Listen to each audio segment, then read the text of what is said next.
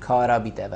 چوا دیرونشتنین خو کته و نبونا پارلمان کردستانی کیشه بوکی چید بن هاولاتی چوا جیانا خوب ریود بن کارت خوب ریود بن دامو دزگاه میلی کار نوانایان روزانه چوا ریود چن بگه کردیت آستی نیو دولتی داب نبونا پارلمانگی چد بیجیت جیهان تایبت ولاتین در دور اف بسیاره و چندین بسیارین دین وکیوا آنها یا خود ابرو کردید گل ماموستای برایس هنه گفتگو کرن هینین هجاجی شیمپریوان جماره این سرشاش دیار هین پیوندی مبکن سبارت بابت یا بسیاره هوایی دیتا گنگشه کرن ماموستا دست بکید تو گلب خیراتی سر شفا ابرو بوی افاره بادینا زور سپاس که بلبل ایوارتا و ایوارا همی بینرین بادینان باش بیتن زور سپاس ماموستا امین وی بسیاره دست بکن بشیم ادویت چه بیتا کرن اش هیزولان سیاسی اش پارلمانتارین کردستانی اش حکومت هریمی یعنی بشین الدست بیکی و حتی دیمایی وی چه بیتا کرن کو پارلمان جارکادی کارا ببیده و کارن خوب ربته و وکی بری بله کاک بلبل دوباره سپاس بوده و کانالی و کو رابین بترخان کرناوی در فتیک و امشین گفتگوه که السر بابت کاراکرنا پارلمانی یانجی ارکو رول پارلمانتارا بگشتی بکین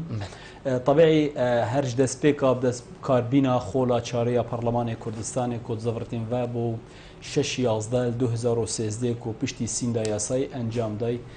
اگر نظرک بیتین کردن سروی رنشتیان و سیندا یاسای دبینین کو لوی دمیدا هندک ماسی هبین کو بین آستانگو گریت رکاب خولا چاره پارلمان کردستان دابگشتی کو هر پشتی خارنا سیندا یاسایش لای پارلمانتارا و پارلمان کردستان توجی چند آستانگیه که بیشوان آستانگیه کو یا هری مزن و زیده گرنگ و پارلمانی او مسئله بودجه وانا یا کو پشتی کو بودجه هاتیه برینش لای حکومت نواندی و ادیل وی چند فراغ درست بیت ناف ارک پارلمانتارا دا یانجی بیجین ارک پارلمانی دا چونکی ایکش گرنگ ترین ارکو و التزامات پارلمانی او کوبشیتن مسئله بودجه یعنی یاسا بودجه در بکتن بو هندل وی چنده جی دشیتن شوایی که برچاف یا باش شیتن رابطه ارکی خوی دیتر کو اوجی مسئله چافداری کردن سر کار حکومتی خو اگر بیتو یاسا بودجه نبیتن ویدا میدا فراغ درست بیتن مسئله چافداری کردن سر کار حکومتی دا طبعی الپشتی هنگیج دا هندک وضع سیاسی کو هرما کردستان شوایی که گشتی هاتم پیش بو هندکو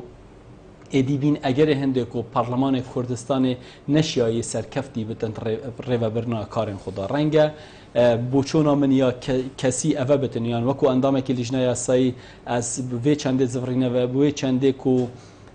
دزبرنا پارلمانی بو هندک بابتا یانجی بو هندک ارکا رنگ نش ضمن صلاحیات پارلمانی بیش بر هندی اف آستانگین ها باشترین نمونه سروی چنده کو گهرینا شواز حکمرانی دولت دا هیچ شوایی که دا صلاة پارلمانی نه بلکو اوه همان دم دا پارلمان کردستان لجنه که تایبت من دینان بی بو هنده کو بشیتن شواز حکمرانی پارلمانی ناف مسوده یعنی ناف درافت دستور هرما کردستان دا دیار کتن کو او درافت او بی کو مهمیا کو دنگیه که یا اکجار باش نوا پارلمان کردستان دا یاساک تایبت بو در کربی کو ام دی رابین بدر خستنا مسوده کی کو لجنه که تایبت من بوهاد بیداینا ده ادنافوی مسوده دا ادی دز برنا پارلمانی بو کارنج وی شوی رنگ بین اگر تکدانا باوریه خو تشتی گله گرنگ بو نافبرا پارلمانی حکومت دا نافبرا هولاتی و پارلمانی دا تشتش همی تشتا گرنگتر او کو باوریه که مکم هبتن بو هنده کو ارک آنجی کار السرسکی خوی درست پریوب چند ادیل وی چنده دا دزبرنا پارلمانی بو کارنج وی شوی یانجی بجداریا هندک لانین سیاسی ناف حکومت دا و برواجی و آخفتن گورپانا راگهاندن دا یانجی تایبتی شیم بیجین وکو حد ظهوره که درست بی ایدی اف کارج وی رنگی بین اگر هنده کو پارلمان نشتن بردوام بیتن سر در خستنا یاسا دا طبیعی همی لانین سیاسی جی افروکا گلکت مصرم بو هنده جارکا دی دوباره پارلمان دست بکار بتون با تصور جناکم هیچ لانه سیاسی خلاف السروی چنده هبتن کو پارلمان دوباره بکفتن سر سکه کاری ببتن پارلمان ببتن منبرا در خستنا یاسا منبرا چافداری کردن کاروبار حکومت منبرا گهاندنا داخازین خلقی و کو وەکو خۆلێن پێشتر یانژی وەکو یەک دو ساڵێن دەستپێکە کارێ پارلەمانی لێ حتانۆکە هەندێک خلافاتên سیاسی ماینەت ناوبەرە هێزولایەنên سیاسیدا ئەو خلافاتە نەهاتینە چارەسەرکردنێ ئەو ژی ئالیەتە دووبارە دەست بکاربینا پارلەمانیە ji ber hindêjê بۆ ماوەی زیرەترش هەفت هەیڤانە بۆ پارلەمان کارانەویە زۆر جانە ماوەستا vê em bêjین kêj ve kêşê hemiyê tu dibînî kilîla çareseriyê her tiştekî em bêjîn pêngavayekê yan kilîla çareseriyê em dibêjîn ya hey tu dibînî dê kilîla çareseriyê el dev kê bîtin kîş hêzolayanî bîtin yan kîş kesî bîtin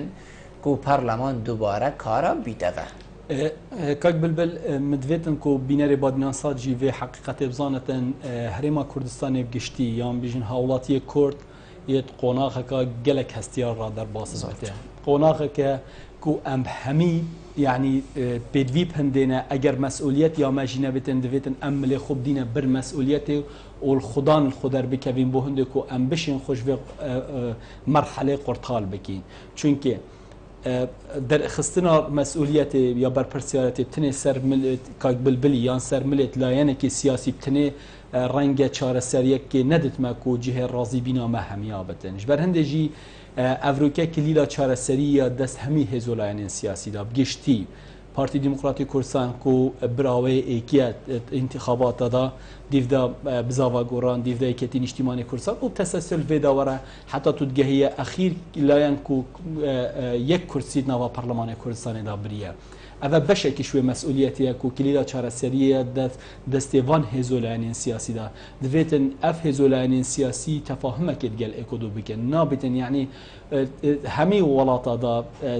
siyaset minafseye yani siyaset sîrac nîne ku ez sîracekê li gel te bikim ez dê minafsê li gel te kim bo hindê helbijartinê dahatî da ez pitirêj te denga bim yan pitirêj te meqeda bim bes nabîtim pîç şîweyekî minafsa min û te bigihetin qonaxekê ku sîracekê bigihetin ku lê trazan durust bibîtin navbera civakê Kurdistan'da ya navbera hêzolayanên siyasî da beşê dîtir yê mesuliyetê da kak bilbil fêrê dikevin ser xwedê milêt parlamentara divêtin parlamentar jî dîraseya wezê Herêma Kurdistanê giştî bikin dîrasa barodoxê hawlatiyên Herêma Kurdistanê bikin dîraseya vî wezê bikin ku Herêma Kurdistan yani parlamentara li vêrê bibûre parlamentara negotî em naçînet parlemanî darû nexware ev biryarên em bêjîn hêzolayanên siyasî bû xwe tu hemane li wêrê hatiyan biraderekî dî bes cenabê te hazireyên besterîn ma xwe te hema destê xwe newî dîgirin û ez dê li vêrîm nexêr ev biryareka siyasî bû parleman hata pek xistin ma wî haletî dê tu çike yan em bêjîn biraderê tu çike kak bilbil gor yasaya hema tu her li wêrê baye jî heta vê gavê ma darû niştinê parlamentar li gor yasayê li gor erfê dewlî li gor yani hemî yasayên ku li cîhanê seranserî cîhanên tên peyrewkirinê parlamentar nûnerê xelkê ye li vê çendê divêtin ev nûnerê xelkê mes'ûlanetir berpirsyarenetir yani teamülê bikitin tasarrufê bikitin pengava bavêjîtin nabîtin mesela bo nimûne eger layenekê siyasî bêtin evrûke milê xwe bin mes'ûliyetê deynitin wekî wî wezê ku li Bexda durust bî ku mewqifekî gelekê mihric bî bo Herêma Kurdistanê giştî û bo takê Kurd eb taybetî ku hemî hêzolayanên siyasî li ser wê çendê rêkeftin yan dê giştî beşdariyet nav parleman û hikûmetê da keyin yan jî giştî em dê sebikîn wî demî da ku du nûnerên Kurda ku xwe nûnerê Kurdan zan mewqifekê ciyawaz ragihan ev bî egerê hindê ku nebawerî durust bitin ber hindê jî merema me ev yekak bilbil diyarkirina her mewqifekê ciyawaz şiliyê layenên siyasî yan diyarkirina her mewqifekê ciyawaz ji berjewendiya giştî bo qonaxan û ke renge wezî texîrtir lê bikitin bo hindê ku zîretêr yani zîretêrê texîr bikit bo hindê ku parleman neşê zîtirê bi ser xwe bêtin ji ber hindê mesuliyeta parlamentarî ez li çendê da zor can heker bi zava goran bêjîtin Diktor Yusuf êdî beste nabîte serokê parlemanî xud rûniştina êkê jî tu nabînî dê parleman dirist karê xwe ketin yan jî ez ê berova jî wê ji bo cenabê te bêjim heger Partî Demokratîk Kurdistan bêjîtin me qebîle Diktor Yusuf bêtin rûniştina xwe biket û parlemanî da rûn te xwarê me kêşe tu bêjî neya şexsa me kêşe hemîya may evrûke البرسینگی دکتور یوسفی دکتور یوسف سروک پارلمانیه یان دکتور یوسف سروک پارلمانی یعنی اف لاعد بیجدن اس مصرم او بید لانی دیجی ام همیزانی کد بیجد مصره اف کسان نابید یعنی هکر هر ایکش وا پیداگیری بوی بریاره بکت مثلا یاوی گویی اما بیچک هنده خال تساهلی کینی بلا بیت روی انتخاری هر نبید وقت کدی و کی عمل وی قیران خلاص بین دنا بینی و بو بریاره کا کسی و امشی دیل فی وضعی قرطال بین حقیقت کاک بلبل اواکو هرما کردستانی یانجی اواکو سبارت بخولا چاریا پارلمانی کردستانی ریدای قناعتا ما اواکو نتیجه هندك اسباب بي تسبيك يجي من اشاره بيدا قناعه توكو اندام برلمان بله وكو نتيجه هندك اسباب بي تسبيك يجي من اشاره بهنددا كو مسؤوليات يا تاكي برلمانتارجي كانك يبتني تاكي لاين سياسيه الجور قناعه من يا شخصي كاك يوسف بهیچ شێوەیەکی کو ئەvە ئێکی صفات سەرۆکی پارلەمانیە دەبێتن صفەت ئیستقلالی و حیادی هەبێتن هیچ شێوەیەکی نەشیال بن تەسیر لایەنی خۆی سیاسی دەرکەوتن گەلێک یا نۆرمالە هەر ئێکشمە سەرپ لایەنێکی سیاسی وەیە بەڵێ یا نۆرمالینە سەرۆکی پارلەمانی بێتن محاولێ بکەتن کو ئەجندای لایەنی خۆی سیاسی بەلکو فراکسیۆنەوە یا مکلفە بێتن بەرنامەی خۆی انتخابی بێتن ناوە پارلەمانی کوردستانیدا تەرجمە بکرێت گەلێک یا نۆرمالە بەڵێ بیش شێوەیەکی نابێتن سەرۆکی پارلەمانیش بەر هەندێکی گێڕانە ئەڤی دەورێ هەی یەک و دەستدانە سیفەتی ئیستقلالی و حیادیە سەرۆکی پارلەمانی ئەفوەز عەل هەرێما کوردستانی دروست کرد گەل هەندێکدا پشتی دروست بینە وان بارۆدۆخێل هەرێما کوردستانی دروست بین و ئەو مزاهراتن هاتینەکردنێن هیچ شێوەیەکی کاکی یوسف نەشیا وێ چەندێ یعنی وێ خۆڕاگیری دەف خۆ دروست بکەتن گوتنێ ئەگەر گوتنێکە خێرێژی بتن زیاترێ ئەفواز عەل هەرێما کوردستانی تەشەنە نەکردن بەلکو بەردەوام بیت سەر هەجومکردن سەر لایەنین سیاسی تایبەتیژی شوانە پارتی دیموکراتی کوردستان بە یعنی هەجوماوی وێ چەندێژی خۆ پارتی دیموکراتی کوردستان براوایە ئێکیال هەڵبژارتنە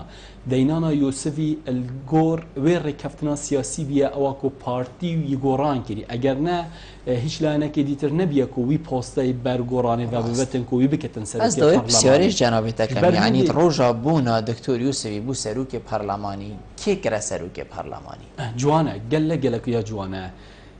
زێدەباری هەندێک و ڕێکەفتنەکە سیاسی هاتەکردن ناوبەرە پارتی دیموکراتی کوردستان و بزاوا گۆڕاندا لوی دەمی بۆ هەندێک و بەشداریەکە یا پێنج لایەنی ناو حکوومەتی و پەرلەمانیدا دروست ببێتن کو ئەو ڕێکەفتن هاتەکردنێک و قەناعەت دروست بی یا نۆرمالە کاک یوسف ببێتن سەرۆکی پەرلەمانی لێدگەل هەندێکیدا کو ئەو کەسێن دەنگ بوو یوسفی دای هر يعني سهوش هشت اندام پارلمانی پارتی دموکراتی کردستان بیه حتی کو یوسف او پوسته ورگرتی بشتن اداره اوی پوستی کرد لید گلند دا اف پوسته برکاک یوسفی کفت یا بر بزاوا گورانی کرد بو هنده نبیه کو زخته سر جواکی هرما کردستانی یانجی سر لعنین سیاسیین هرما کردستانی دروست بکتن نخیر بلکو بو هنده بیه کو اداره جلسه پارلمانی بکتن نگرانا اوی دوری ها یکو یاساین هرما کردستانی آماجه پیدای پیروی ناخوی پارلمان کردستانی آماجه پیدای بی اگر هنده کو او وی سیقاتش دست بدن او کو بری هنگی به هاتیه بخشی ام دوی پیوندی ورگین وگرینه و تمامی برنامه کاک محمد ایوار باش يا باشي بريد سرچاوید من والله بريد يعني بارتي رينادا برلمان يك بخاتو حتى سروشي هرم دانا تا چه بالگه هيا کاک محمد تا چه بالگه هيا کو پارتی ریکی نادد پارلمان کارا ببیده و چنکو ماموستا بیشتر من بالگاه خوبی نه اجیویتن تشتک دستی مدهبید بالگه هيا كاكا بالگه هيا اشياء كاكا اشياء لسيطرة جرايوا ومنو تونا ما جرايوا بارتينا جرايوا لسيطرة كركوك اشياء جرايوا بارتي نبو والله ايسا بارتي ممنوني دكتور يوسف دبو اگر راضي بو سروشي هدم بكريتا تو اگبو امضا ممنونیت مکاک محمد زور سپاس جنابیت ما پیوندیه که بله ما مصطفى کاک محمد بیشیتن برونی پارتی بو ریگر کری کو دکتور یوسف نبیده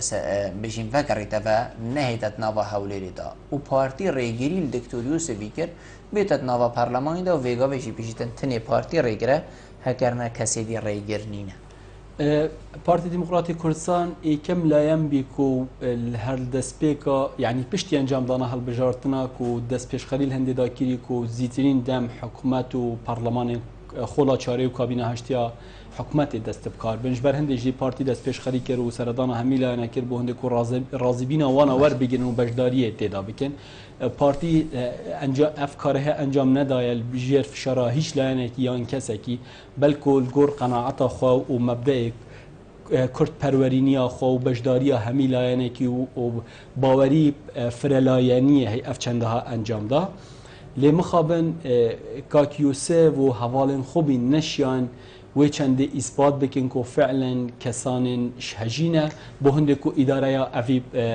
بری وقتی بری و واقعی دکتوریوس بس مدویتن از وی چند هجی یعنی اشارت پیدا پشتی که کو ادرینه هاتی دانه کو یوسف بیتن وکو سروک پارلمانی تعامله بکتن و اوجی من اشارت پیدا کو پشتی صفت استقلال و حیادی خوش دزدای دیسا وان پارتی اکم لان بیداخازش همیلا نکر کو کسی که دیتر بو ویجهی دست نشام کن بو هنده کو پارلمانی بردام بیتن سر و برناکارن خواه یعنی کو یعنی پارتی رگری نکریت بیشتن نخر پیش وکی بلکو بالعکس پارتی گلک یا مصره کو بزیترین دم بله اگر تو بیل وری مقارنه که بس بریارا پارتی ساخلم بیا یانجی و گرانه یوسفی که بالوضع که الهرم کردستان درست بی کو پارتی و مقررات این پارتی و لانگیر و حوال این پارتی کرنه آمان جب صوتنه و تقدانه و کشتنه و قرکرنه که و لا اوش لا کبل جهت کی دیترجی پیام دکتر یوسفی با استاد چه جهت کی دیترجی طول همبری شرکه داعش بی اگر ویدمی رگری نهاد با کرنه یوسفی رنگ وضع زیاتری برفره بابا او آگره یعنی سر زیاتری کردستان چوبا باشه اگر تو به مقارنه که بکید نوبره دو حالت ده آیا ضرر رشتنا خوینا خلقی و جحیل و صوتنا مقررات و تلوث کردنا جنگه ها جواکی ها هرما کردستان گرینتره یا جی نهیلانا یوسفی طبيعي يعني هر کس یک دیوی برسه نتیجه چون وضعیه گرینگتری از بسیاره که جناب درکم یعنی تو بینی وقتی که هوا دنگ خدا دکتر یوسف بیت سروک پارلمانی ام بیشین او اتفاقیانا بین پارتی دموکرات کردستانی و بزاوا گوران یعنی پشتی هنگی گوران پیچه او اتفاقیه پیشیل کرد یانجی وکو جوره که خاپاندنی بوهات یکرن حتی کو دا صلات ورگری پشتی هنگی دی وقت وکی کو جنابه تا گوتی مقررت هوا بین صوتن خو حتی جوی کردستانی جی تک بچیتن هوا جی تک بچیتن هر تأكيدا بو أخفتن برسكاك ملا باختيار جيكو بري دو شغل قناة الرضا وبحث كرن الجوران هیچ ریک نمای نگرتی بر بو هندک و جنگه ها جواکی ها هرما کردستان به تلوث بکتن هرشوانا در خصنا بیانا هفت خالیه هلوشاندنا پارلمان و حکومت کو سال 2010 11 بدن هرش درست کردنا پروپاگاندین به بنماکو هندک هزولان سیاسی سر درو دراوات جین هرش یعنی حتی کو گهشتیوی قناعت کو هیچ ریک چاره کادیت نما بتنی بجداری نبتن حکومت دا کو وانا بخودیتن اوا وسیله کاف صنایت دا اگر بین الحکومت و پارلمانی نزیک من رنگ غایت خود دیرتر بگینه بله مخابن کو افت تصوره حال دفعان درست بی ولا يعني دي تري شوانا قالك بير تشتري بين بو هندك ريغري لفكر ام دي هر دو پیوندیا ورگین وگرنه تمامی کاک ناصر ایوار باش ایوار باش دمر باش تر سری من سیدا بد از بیشم هر اینکه بو چناخو هیاشی بو چناخو سر جواب بس اگر کسی نه ایشینی بو چنا سر جواب قالك صافي رأي من الشخصي سروك برلمان وقع عنادك جاتيا كمان قال فاسي هبول قال سروك حكمتي شي هبول دليل شي يعني ضامنت منه از كيف شو ممكن اقول خدا اخباره بله سروك برلماني بشاريشة كردستان ده هبو چند گشت کرن بو بريطانيا چو دولتا حافظه خاصی تنه بله به پانالا دو ماهی که جواد سلیمانی حاجه کردن یعنی آخف نگاه نجه خدا گود طیبتی رخ نگاه گله که مثلا السروک حرمه گفت او دما گوتی در صلات انسان نخوانده و نایده کردن اب آخف نه طیبت دشادی ها سروک حرمه که مثلا بازدانی اب آخف نه یعنی بوی تاده گوتن یعنی صفت سروک پارلمانی یومنا شخصی و بوچونامنا یعنی ما تبش نگوی ندید زور سپاس بوده کاک ناصر اوین خانه وار باش سری من سر چاوی من فرمو ممنونیتم از زور سپاس راستی است که حالاتی یک ببینیم نه اکیسته که بارزانی بله و که حالاتی یک ببینیم سروک پرلمان 2014 تا 2016 بید بله و ملت بین 6-7 ماه زاده هیچ اشتکی بکردن با خوی نشهیده با قهرمانیت پشمرده با خبات سرداسی با 20 چند ساله 10 ساله رژیم بحث نخوشی در بدری ناسیس داریم بس سیر بجاتی و بنمالا بارزان با خبات 200 سالی شیخ عبدالسلام و شیخ احمد بارزانی بسیار هکته هبید اوین خانه هکته بسیارش میوانیم هبید اما تشتا وکی گوتی هری که خود بس هکته بسیارش ماموستای هبید از گلک هست کن از یک بسیاره وقت پرلمانتار ایت کارتی آیا کارتی بیتن حتی یوسف محمد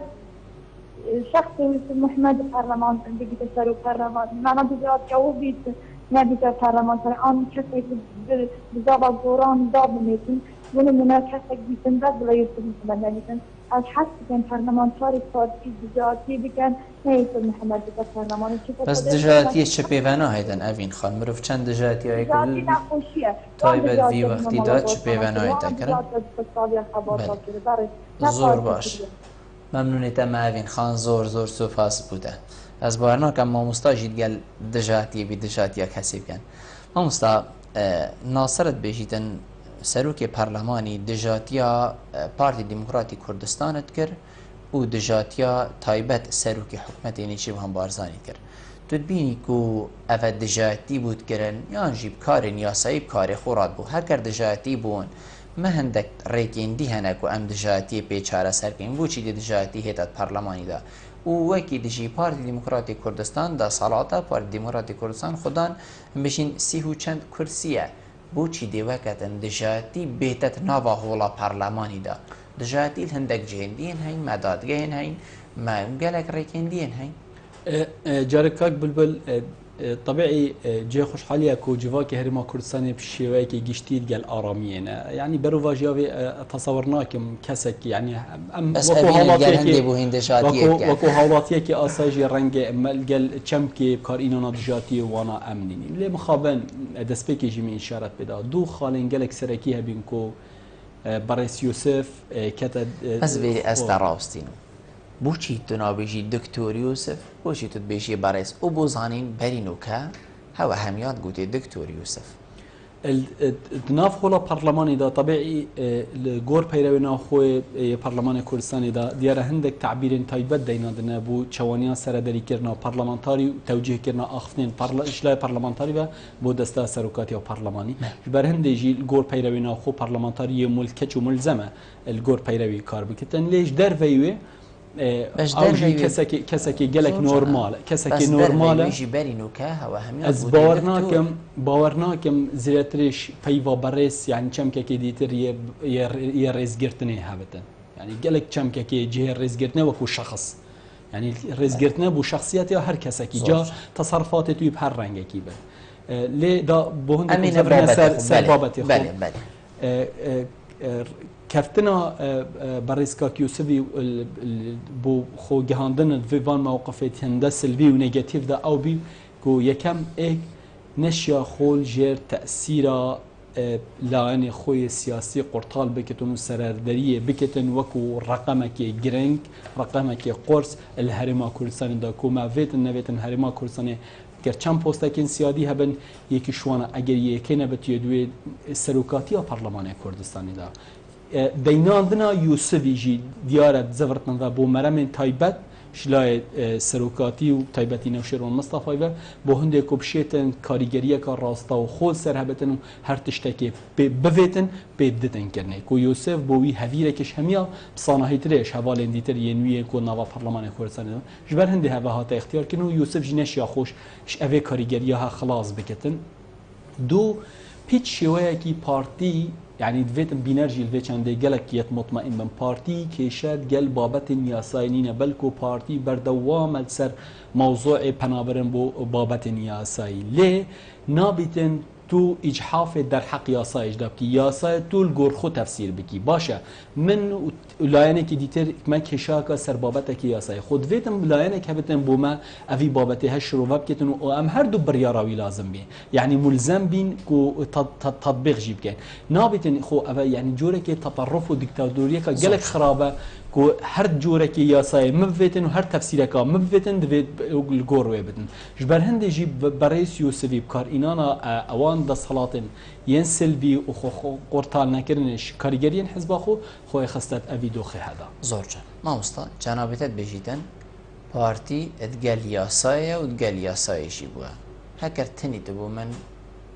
الرون كرناكي بيجي وكو اندام برلمان كيش ياساي قوتيا هيزك بلا سروك برلماني أنا بيجين وزيرين حكومتي بيجتهين هرنما ايدي هوا شول الفيري نما اونا چه بیدشی تو بیاد سنوری به پارز گهید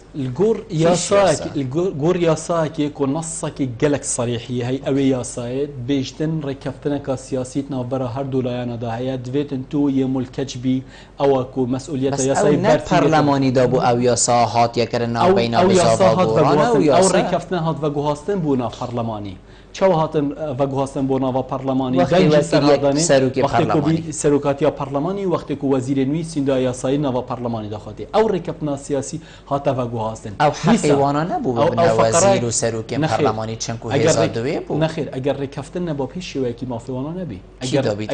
اگر رکفتن نبا وی دمی رنگ اگر پارتی رکفتن گلی کتی برادرنی کتی کر بایان گلی یک گرتو کر بایان هر لاینه کی دیتری سیاسی کر با ويدامي كو برويلا يعني كتبوا أو الركفتن قال هذا بكين نص دي تري صريح كو أماجي بيدتن كو رجريل يوسفيو حوالينه هاتكين هر نص فقرة دوية شوية صاي أو كو وانا بهجوم كري سر بارقاين بارتي ديمقراطي كردستان خلتي بخلتي چهار سر بيت مادم أو هيرش كرا سر بارقاين ودا خزمة تبكن أمجي رابين هيرشي كينا سروا باشه پیچ شیوهی گلک اسلوبک ادب و رزداری پارتی دموکراتی کردستان او پیام پیگهان بو هنده کو اگر مساعده بکن و بارودوخ یعنی سایکولوژیا لا انگرو اندام و حوالن پارتی برچاو بگیرن بو هنده کو صبری بکن گل وی واس هی پیچ شیوهی پارتی هجوم سر نکرد بلکه لوی دمی کو وان هجومت کرد پارتی تنه موقف بروانی کرنه دابیه هر کسی که افروکا پارلمانی کاراب کتبه دنابینی افدی بوی بیت خالک دمیجو به آخه بیتن قوناخه که افروک هدا چه تنازل الهندک تشتاب کد یانجی بشید پارلمانی گینده فیک چنکو افروک هریما کردستانی روشکا گلکا نازک دایا افروک هریما کردستانی ها بحثی ریفراندومت کد دنگی مای بلند بوی بو ریفراندومی دستی مای بلند بوی که امد بیشین ما دولت دوید کیش حزب الله سیاسی افروکا وی پارلمانی کاراب کتبه دنابینی دی بیت خالک دمیجو به آخه بیت گور تصوره ما يعني كف يعني بارودوخ هرما كردستان اللي توضع كده كو السر حميلة يعني كسياسي بيدوية جدی تر کار بکن با هنده که پارلمان کردستان بیتن اکتیو کنه رنگه اگر داخویانی هر دو هزین سرکی وی ولاتیج دا کو یکتین اجتماعی کردستان و پارتی دموکراتی کردستان دا او چند ابروکه شیوکی گلک آشکرا هاتا گوتنه کو هر دو لاین گل هنده دانه با هنده که پارلمان دوباره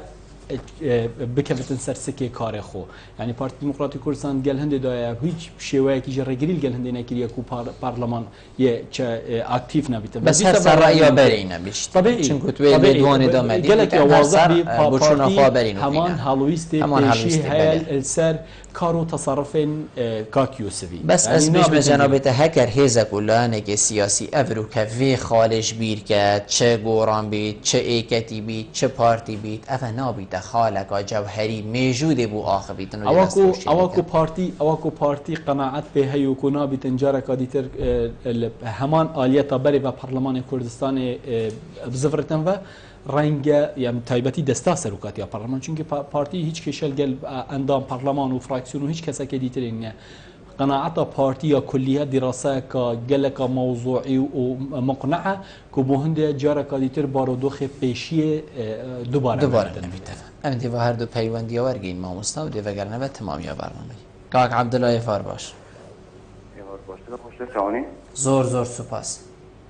بله کلات نامی بانه کم زور سپاس بله من بشارك داية کرم که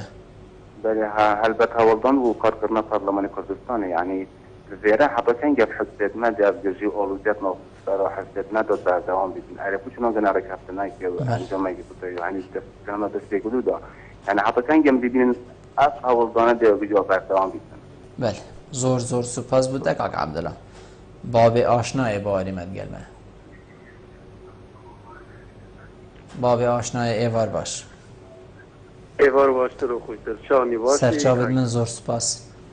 ساقوی برای دست خوشیل تا و برنامه تکم ممنونی تمام باب آشنا تنیز بسیاره که شمیوان تکم و خواستیم که درستایی بسیده بتن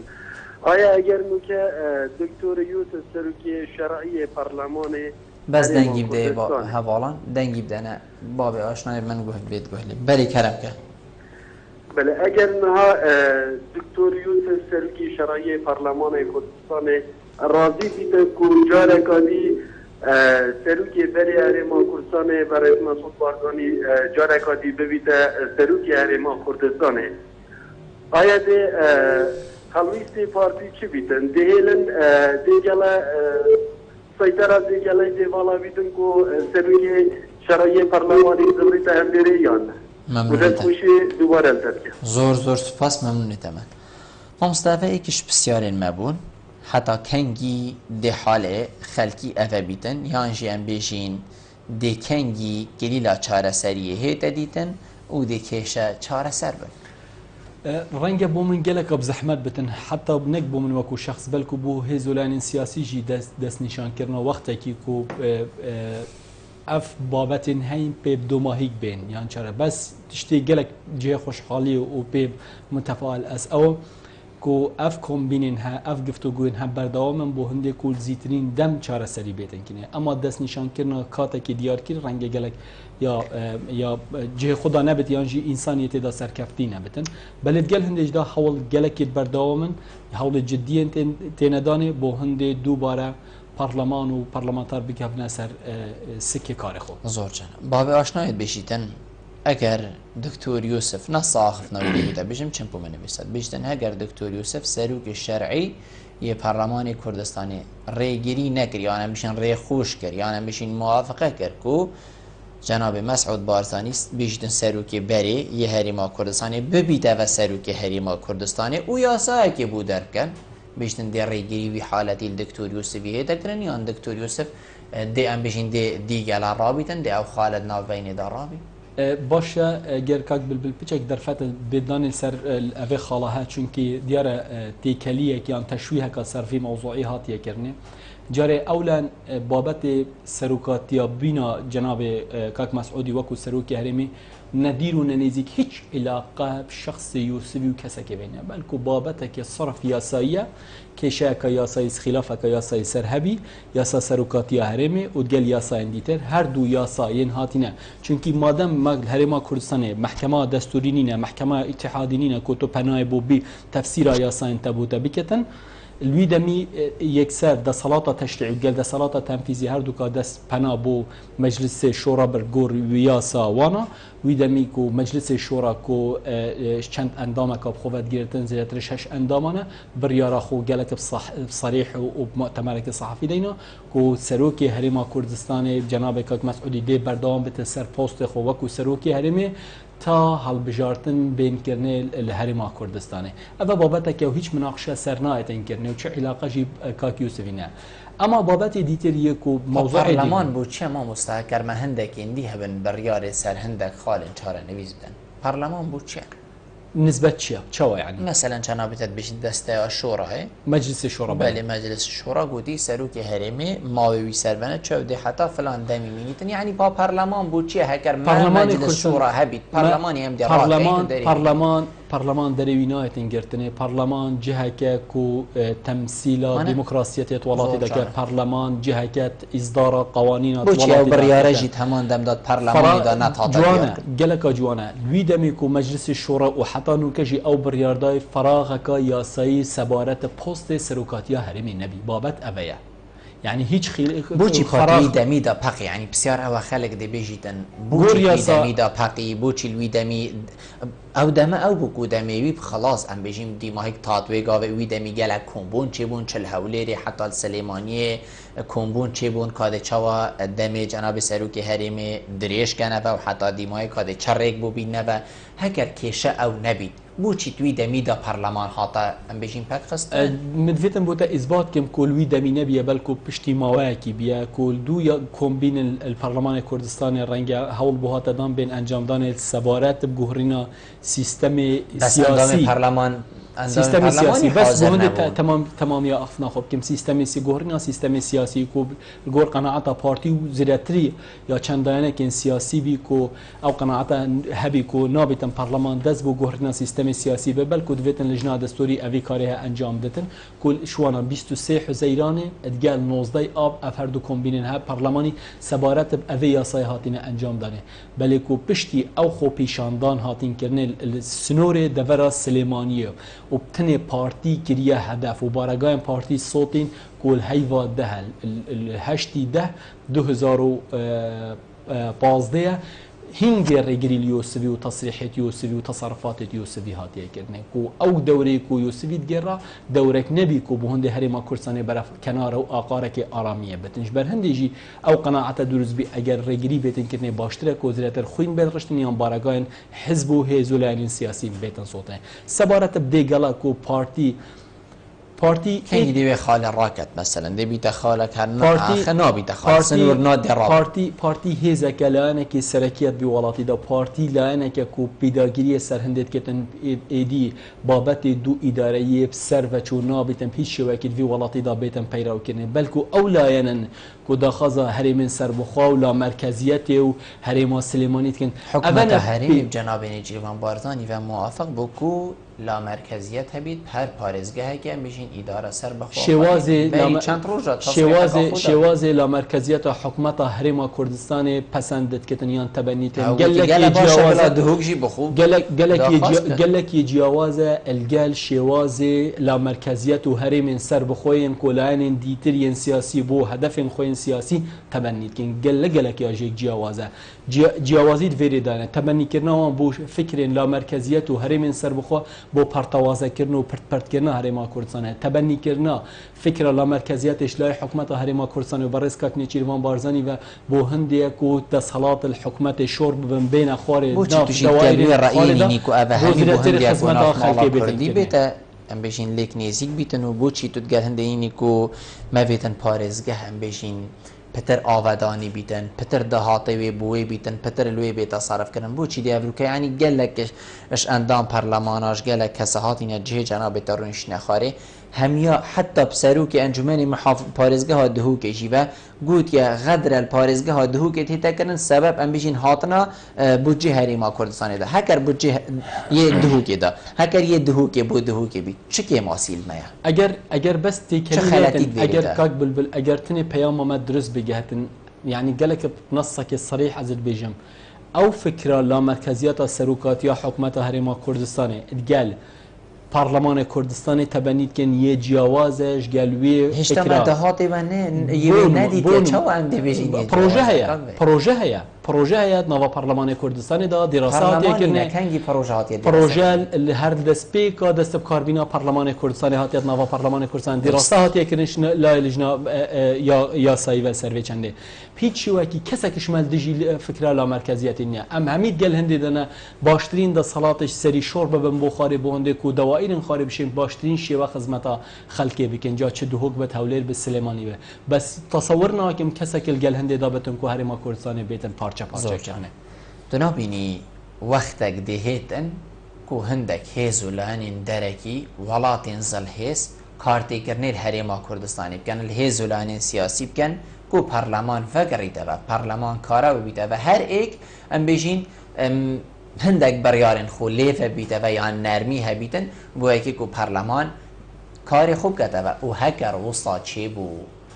ام دي چه بيجي نخو ام بو چي نابيجي نخو بلا ام دست بيش خربين بو چي دي هندك السر ما فارس كن هكر تو بيجي من كسني نجيل سر ما فارس كت از بيجم جناب دازاني افروكاي تين الهريما كردستاني كو شين برياري بدن يعني شين بيجنته هوب كها بو هيك كو اجي برانبري ديبوتين فلان شو لي كان هرچند قناغك يعني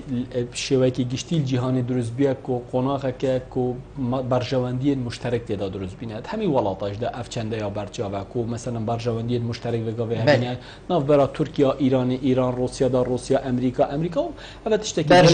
برجواندي گشتي ایجا الوی چنده الهرم کردستان اجدا دویتن افراسیاها بیتن آشکرا کنی کو یا بیا ساحک خیر و برکته کو هم جه ببتن جه خیر و برکته بو هولاتیت خو هم بو خلک دیتر جی بشن استفادهش اوان طاقات هرم کردستان بکن تایبتی پشتی در کفتن رجای کا باش یا نفته پشتی در کفتن رجای کا باش یا غازه کو او بی اگر هنده کو باشترین کمپانی جهانی بین قصد هرم کردستان بکن او استفادهش او سو تمنی هبکن وی چنده برجواندی مشترکی وان کمپانیا یعنی ولات وان کمپانیا داد هرم کردستان دا دروز بینا هر وضع که متشنج یان تک چونا بارودوخ الهرم کردستان کاریگری د سر اوان ولات تا یان سر اوان کمپانی وان هزیت ها درست کرد و چنده باشترین کار بوانا کو اولاین هیان او هزین ها انجام دن طبیعی بدانا مشورتی اپما کو السر ریکا درست کو هرم کردستان یا بردوام بیتن کا چیه یعنی گوتنا همی لاینه دیتر اوه کو اگر سالکا گفتگوی باشترش ساعتکا شری اگر خودی نکتن هرما کردستان دا درست ببتن آخر از او برایت ایکین دیبو چی جیرانه میهتن مشورت گل منو تکتیان منو تف پیک اینی از تو بلا پیک بین بلا تشتكي تشيم زيادة تربيت بلا من شيء تكيم تربيت صعبات أبايع يعني كس نينا خازي الوي خازي الوي چند نخوازتن كو تاكي كورت سايكولوجيا جواكيا بجهتن وقناعتي كو ام هر دوك عيني فكرة بين عيني بوچون بين عيني بيجين مساومات قال ايكو دوبكين بس حتى نوكا او چنده نهات يا اثبات كنه كو باوريك دروز ببتن كل جير فشارة يعني جير فشارة لانكي هزكي كسكي قرطال ببتن وفعلا نشتمانيانه وكيلانه دي تربير بكتن يانجي تصرفه بكتن بو هندكو هرما كردستاني يا سخلم بيتن زوجة ما مستا بيجي كردي تنابيني دی لاواز بید یان لاوازی تارده که بخو ودید که نبونا پرلمانه که روی نشتی و کاری خو پریون بتن اگر نبتن دوباره من لسپیک جی اشارت پیدا کو پارلمان ایکش سر و سیمای دموکراسیت هر ولاتا کی دا تعبیر کنش رأی هولاتیا نینراتی کرنا هولاتیا طبیعی پارلمان کردستانی لید گل هندش دا کو او بارودو خیف سر هلیما کردستانی دا هادی چه شر داعش بتنیانجی او تشنجات درست بین الهرما کردستانی دا رنگه رأي بتريا يعني لاين ديترين دركي سر هرما كردستان دا أفبيا كو اوش شأنه که داخلی بیا دویتن هرما کردستان افریقا گفتگو دیالوگت ناورا کارتی کردن المنکری پیگه کردی و کوام بجین آستینی دولتی هیچ شوکی کاریگری درست نکریه بلکه بالعکس افریقا پیگه هرما کردستان گلک بلنده تایبتی نونراتی کردن هرما کردستان بو جهان کردن شر داعش ده یعنی افنی نونراتی کردن هرما کردستان کردن شر داعش ده کودرنده که گلک یه واضحه کو همی خلیجی آماجه به چندی دادن یا بی اگر کو همی لانی دیدر پتر پالپشتی و پشتوانیا الهرما کردستان بکن اما شأن دیترین داخلی یعنی هرما کردستان همی لانی کی بو هرما کردستان بکن نبونا پارلمانی و رونشتن پارلمانی دو وکو اندامه که پارلمانی وکید رونشتن تجید گل تخوچین جدا ین جواکی ده هنه تدبینی کاری خلکی درست پریوت چید هبون و نبونا پارلمانی چه مشکل بو خلکی چه نبوینه چم کیشه و آریشه بودام و دزگاه حکمتی چه نبوینه یانجی خلق کفتیت کیشه و آریشه ده همان دم ده خلق وی گازندیت کتن بیشن یعنی ما چه گریه که حتی روشا ماهوله بتهاره ام توان بارین اوه دادگاه کب مته تکرن یانجی اوه تجربه کب مته تکرن که هده اف خلقه چند تحمله بیتن بالتأكيد هەڵبژارتنە پەرلەمانتاڕش لای خەلکێوە و وەکوونینەر ئەنجی دەست نیشانکردنەوانە وەکوونینەرش لای خەلکێوە بۆ هەندێ بیە کۆ هاوڵاتی ئەزێ هاوڵاتی چاوەڕێمە باشترین شێوە خزمەتا من بێتنکردێ هەر بۆ وێ چەندێ ئەگەر نە هیچ مەبەستەکە دیترێ پێش نەویە لێرێژدا هەمی هێزولایەنین سیاسی تایبەتی دەبێژم پارتی وێکەتی ناف بەرنامە خۆیان هەڵبژارتنەدا باشترین پرۆژە داڕشتن پەیرەو داڕشتن بۆ هەندێک کۆلگۆڕوی پرۆژە و پەیرەوە بشێن ناوە پەرلەمانی کوردستانێدا تەرجمە بکەم بۆ هەندێک و باشترین شێوە خزمەتە هاوڵاتی بێتنکردن چل سەر ئاستی سیاسی بێت چل سەر ئاستی نێودەوڵەتی بێت چل سەر ئاستی مەعیشی بتن کۆ بۆ هاوڵاتیش هەر تشتێکی گرنگترە کۆ ئەڤروکە چاودێری سەر ژیانە هاوڵاتی بێتنکردن چێژیل سەر هەندێ بێتێن ڕێڤەبرنا کاروبارên هاوڵاتیانداش لای مؤسساتên حکوومەتێوە الڤێرێ ئەو وەزعên کول هەرێما کوردستانی دروستبین کۆ من دەستپێکێکی ئیشارە پێدا کۆ بڕینا بودجێبی بی ئێکشوان ئاستانگیان کۆ بەرسینگە پەرلەمانی کوردستانێدا دروستبی یعنی تێکچوونە باوەریەت ناوەرە هێزولایەنین سیاسیدا دیسەوە هاتنە ئەوان حالەتên کول هەرێما کوردستانێت ماوەی ساڵە بۆریدا دروستبین ئەوە هەوی بین ئاستانگ و ڕێگریت ناف یانی ئەداکردنا کارێ پەرلەمانیدا لێت گەل هەندێشدا یعنی تەسەوڕ ناکەم هیچ پەرلەمانتارێک یعنی ئەوەندە ڕەحەت و مرتاح بیتن کۆ وەزعێ وی vê rengî bitin gel hawlatî yanî مرتاح bitin belku wî jî viya baştirîn şêwe xizmeta hawlatiyê xwe biketin gel wan çend tiştên ku hawlatî mihtacî pê lê gel hindê jî da ku parlamentar jî dîraseya wezê herêma Kurdistanê diketin bo hindê ku çi haletên nexwastî çêne bitin çavdêrîkirina vî wezî bo hindê ku eger bêt û ku înşallah nêzik parleman kete ser sikê karê xwe baştirîn şêwe xizmeta hawlatiyê xwe bikete. ئامستەدای من بەرەف دیمەهەیەکێ بەهات هەکە چەنابێتە پەیڤەکە دیمەهەیەکە بیت و شێکەرم بکەی پەیوا من یا دومەهەیەکێ ئەوە کۆ هاوڵاتیە مای هەرێما کوردستانێ یە بەردەوام بتن سەر vê ئارamiya ku Evrûke li herêma Kurdistanê ya berqerar gel hindê jî da hawlatiyê herêma Kurdistanê yê musteheqî hindê ku sed ewendeya nûke ku ev nûkekê masî hene xizmeta hawlatî herêma Kurdistanê bêtin kir. مامۆستا زۆر زۆر سوپاس بجەنابێتە کو تو میێفام بۆی گەلمە ڕوونشتن گەلتە جێ سەرفەرازیە gelek spas بووە زۆر سپاس بۆ کەناڵەوە vê derfetê مەمنون